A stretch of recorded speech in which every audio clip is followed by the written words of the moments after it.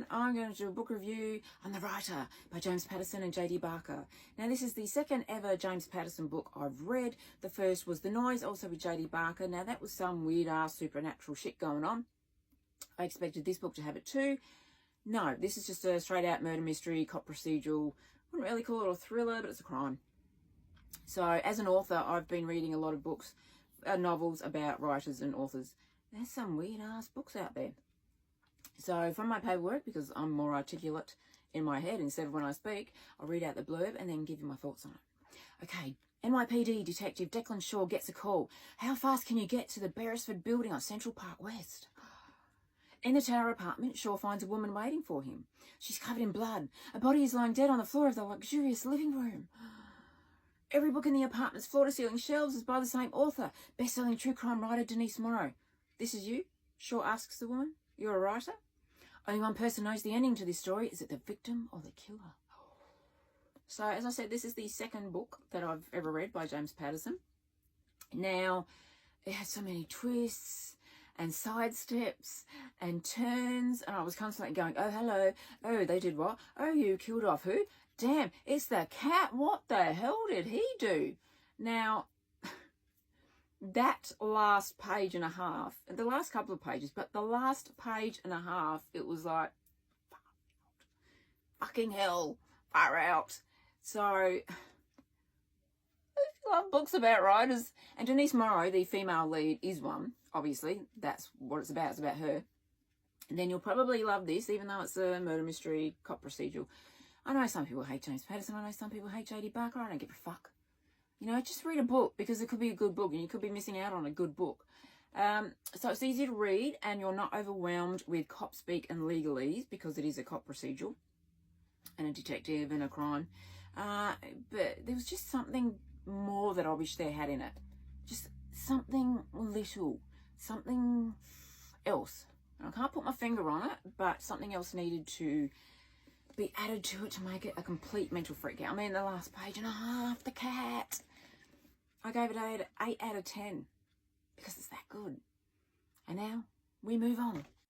And now we move on to the third James Patterson book that I read. I read these 3 books, the next one plus, in a weekend. I read The Writer on a Saturday and this one and the next one on a Sunday. Now, I'll call it by its proper title, which is Holmes, Marple and Poe, which it came out as in the US. For some reason, they changed it to Margaret. Now, no one would know who Margaret is, but we all know Holmes is in reference to Sherlock Holmes and Poe is Edgar Allan Poe. Margaret, I actually got it confused with the French detective Margaret, but no, it's not. So it should be Holmes, Marple and Poe. Now, James Patterson with Brian Sitz.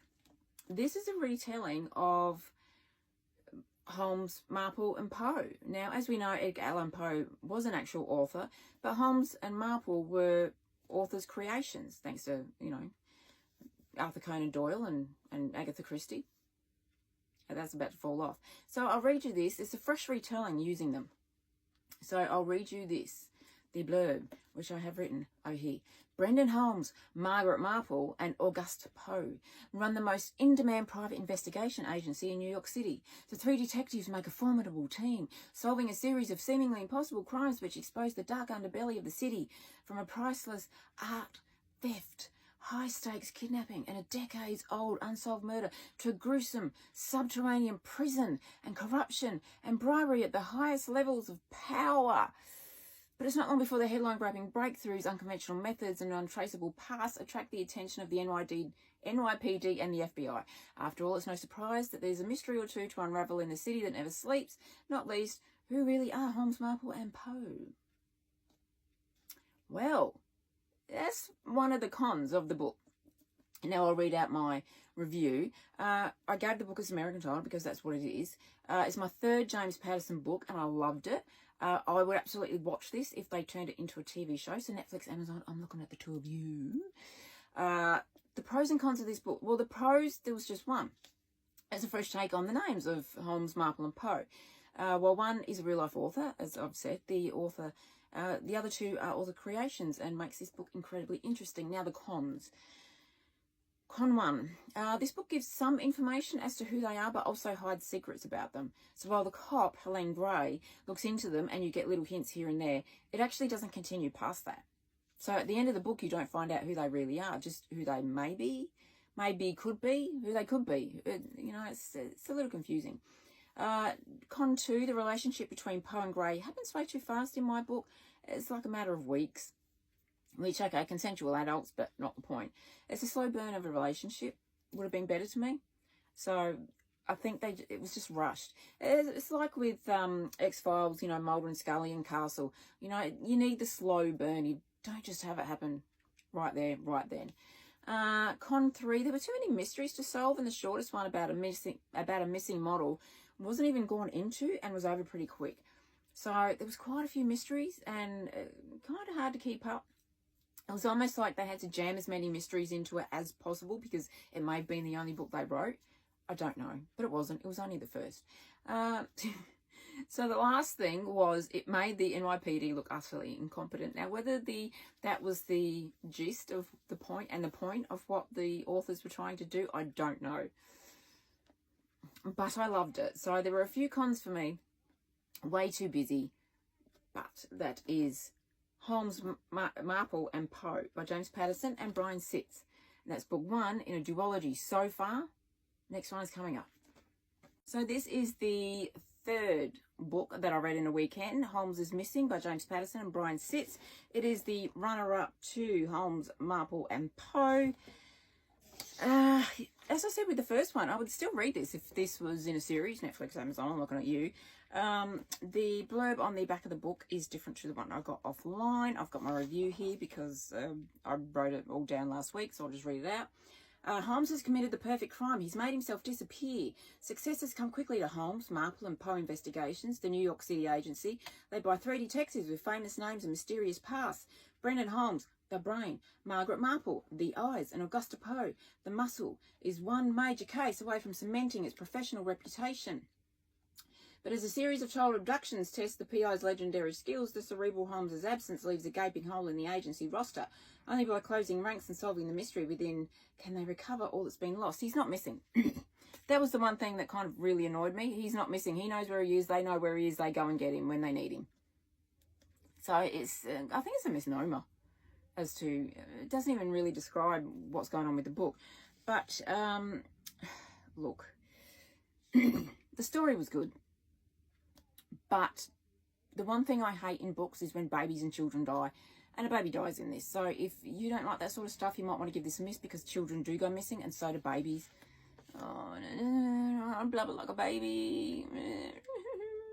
So that was the one thing that I didn't like about this. The mystery of Holmes, Marple and Poe and who they are didn't even continue into this book. It was like jam-packed into the first book, but didn't continue into this one. So you don't know who they are.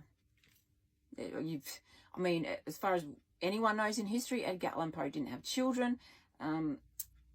Holmes and Marple were just figments of imaginations of Conan Doyle and Christie. So, they're not descendants of any of them. So we don't actually find out who they are. We sort of get an age limit, which is like late 30s, early 40s. But I don't know, they make Marple sound like she's, the elderly Miss Marple. She's not. So that was kind of annoying. The relationship between Poe and Gray that started in book 1 really sped up. She ends up pregnant in this book, and it's only been like a few months. Now, okay, you can argue consenting adults, but, for those of us who have watched Castle or The X-Files or other, crime drama shows where there's been a male and female couple, it's just, the romance is a slow burn. It keeps us coming back for more. They just info dumped in the first book and then kind of dumped even more in the second. So that was kind of really annoying. If there's going to be more books, I'll absolutely read them. I think they're actually great. Again, I'll watch it if it's a TV series. But one thing they also did was dump a romance between Holmes and Marple at the very end. They dumped it on us. So it's like, you could kind of get the vibe that, he was into her and she sort of didn't say much about it. And then suddenly at the end when he's like, oh, I'm leaving, and he's scratching his name off the door. And suddenly it's like, okay, it's on like Donkey Kong, Yeah. And then they had to introduce a Moriarty-type character for Holmes.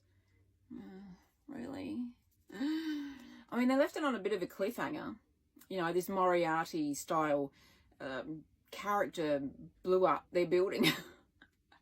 Or at least the first floor of their building that they had bought. It was an old bakery and they'd renovated it and done it up. They lived on the top floor and had a library, and their workspace was down the bottom on the ground floor. But I don't know whether they did it all. Like they jam-packed so much into number 1. It was like it was going to be the only book, so they had to get everything in there. And I get that. I did that with Pawn Star Brothers. I kind of jam-packed everything in there. But then, you know, they probably would have been told, well, yeah, give us a second. So there wasn't much follow-through in the second, but that's okay. There'd better be if there's an extra book, though, or if it, you know, turns into a TV series, Netflix, Amazon, if you're watching this, turn it into a TV series. It'll be good. I gave it 8 out of 10. I gave them both 8 out of 10. You know, I'll just rectify that. I gave this 7 out of 10 because they killed a baby. Babies. Don't kill babies in books. Don't kill children in books. So that's my review of Holmes is Missing. Not much of a review. It's just me saying what I didn't like. So, look, it's a great story overall. I mean, some people aren't going to read it because of James Patterson. I don't give a shit if you don't like him. I just read books because they're good. I don't give a fuck what they do in their personal life unless it's, you know, child molesting perverts. But Holmes is Missing. Follow up to Holmes, Marple and Poe by James Patterson and Brian Sitz. Give it a go. They're actually really interesting.